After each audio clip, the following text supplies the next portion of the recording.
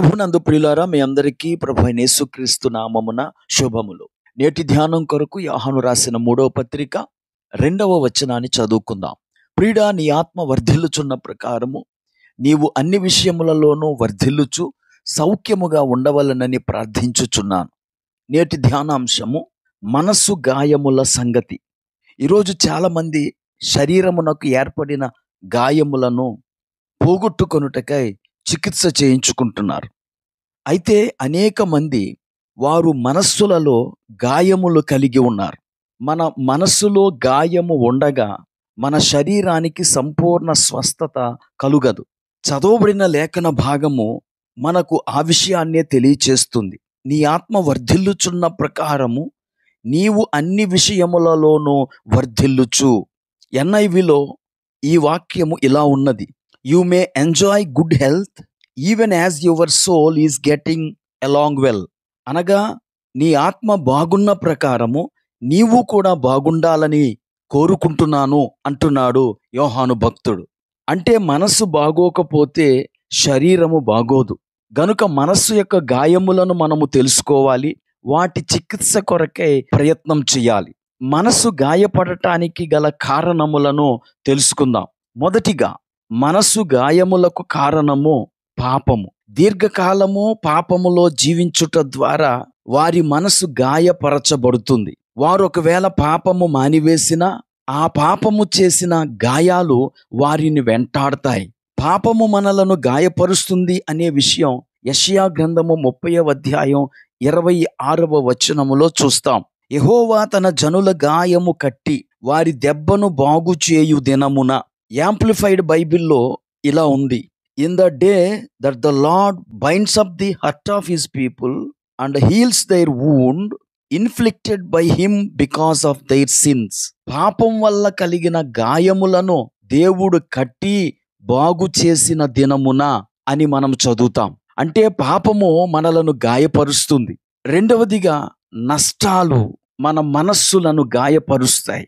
నష్టాలు అంటే ఆర్థిక నష్టాలు, ఉద్యోగం పోగొట్టుకోవటం, డబ్బు దొంగిలించబడటం, పశువులు పంట నాశనం అయిపోవటం, ఇవన్నీ ఆర్థిక నష్టాల క్రిందకు వస్తాయి. అలాగే ప్రాణ నష్టాలు కూడా మనస్సును గాయపరుస్తాయి. తల్లిదండ్రులను పోగొట్టుకోవటం, భర్తను భార్యను పిల్లలను పోగొట్టుకోవటం, ప్రేమ విఫలం చెందటం, ఇవన్నీ మనస్సుకు గాయం చేసే నష్టాలు.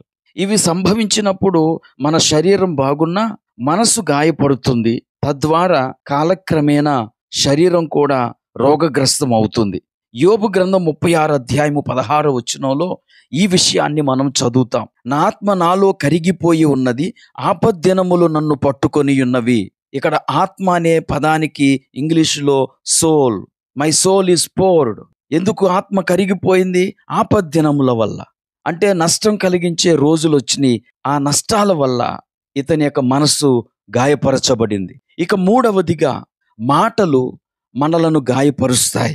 ఈ విషయం మనకి యోబు గ్రంథం 19వ అధ్యాయము 2వ వచనంలో కనబడుతుంది. ఎన్నాళ్ళు మీరు నన్ను బాధింతురు, ఎన్నాళ్ళు మాటల చేత నన్ను నలగగొట్టుదురు. రాళ్లను పగలగొట్టినట్లు యోబుపై మాటల తోటాలను ప్రయోగిస్తున్నారు. మాటలలోని పదాలు చిన్నవి కావచ్చు గాని హృదయానికి లోతైన గాయాలు చేస్తాయి. ఆ మాటల వల్ల కలిగిన గాయాలే ఈరోజు శరీర రోగాలకు కారణమవుతున్నాయి. కుటుంబాల్లో భర్త మాట్లాడే మాటలు, భార్య మాట్లాడే మాటలు లోతైన గాయములు చేయుట ద్వారా జీవిత భాగస్వామి రోగగ్రస్తం అవుతుంది. చివరిగా, దీర్ఘకాల రోగము కూడా మనసును గాయం చేస్తుంది. శరీరమును వదిలిపెట్టని రోగము మనస్సునకు గాయం చేస్తుంది. తద్వారా మనస్సు శరీరము రెండు రోగగ్రస్తం అవుతాయి. ప్రియులారా, ఈ మాటలన్నీ ఎందుకు చెబుతున్నానంటే, మనము శరీర స్వస్థత కొరకు మాత్రమే కాదు, మనస్సు స్వస్థత కొరకు కూడా ప్రార్థన చెయ్యాలి. అయితే ఈ మనస్సును స్వస్థపరుచున్నది దేవుని వాక్యము ద్వారా విడుదలైన పునరుద్ధాన శక్తి.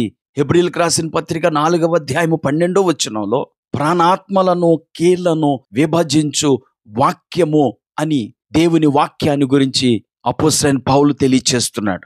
అలాగే యాకోబు గారు తాను రాసిన పత్రిక 1వ అధ్యాయం 21వ వచనంలో ఆత్మను రక్షించు శక్తిగల వాక్యము అని వాక్యాన్ని గురించి మాట్లాడుతున్నాడు. అక్కడ కూడా ఆత్మకు సోల్ అనే పదాన్ని మనం చూస్తాం.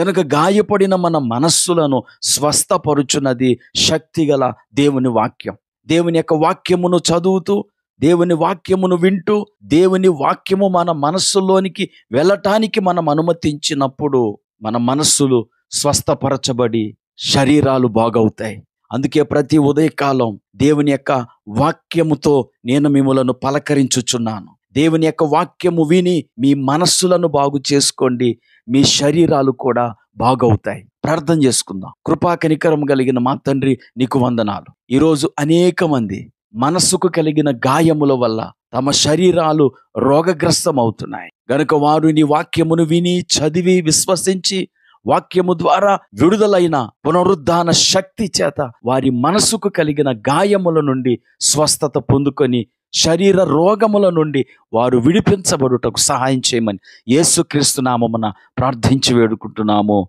ఆమేన్.